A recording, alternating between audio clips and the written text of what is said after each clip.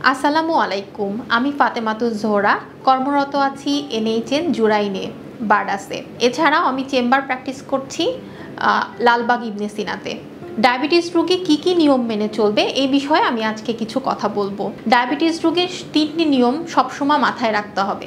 আমরা যে কথা বলি 3D, অবশ্যই তাদের ডায়েটটা প্রথমত মেনটেন করতে হবে।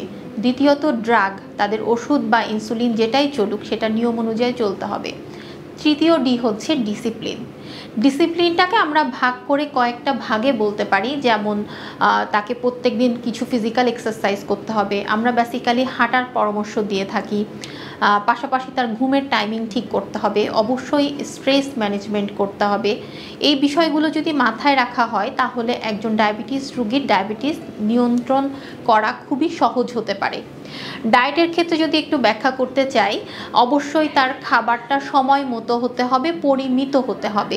এটি অবশ্যই একজন অভিজ্ঞ পুষ্টিবিদের পরামর্শ অনুযায়ী তার ডায়েট চার্ট প্রণয়ন করে নিলে তার সারা জীবনের জন্য ডায়াবেটিস কন্ট্রোলে রাখার যে প্রবণতা সেটা বৃদ্ধি পাবে। আবার যদি বলতে চাই এক্সারসাইজের কথা, এডিএ গাইডলাইন অনুযায়ী যদি আমরা বলি প্রত্যেক দিন অন্তত 30 মিনিট, অ্যাভারেজে সপ্তাহে যদি 150 মিনিট হাঁটেন তাহলে যে কোনো মানুষের, স্বাভাবিক মানুষের ডায়াবেটিস কন্ট্রোলে আসার জন্য সেটা যথেষ্ট সাহায্যকারী।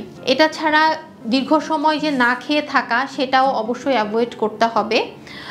পাশাপাশি ডাক্তার যেটাই প্রেসক্রাইব করবে সেটা অবশ্যই টাইমলি তাকে নিতে হবে, তাহলে ডায়াবেটিস কন্ট্রোলে আসতে অনেক সহজ হবে।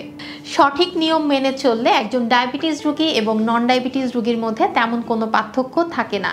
তাই সুস্থ সুন্দর জীবনযাপন করার জন্য ডায়াবেটিস রোগীর নিয়ম মেনে চলাটা খুব বেশি জরুরি। ধন্যবাদ সবাইকে।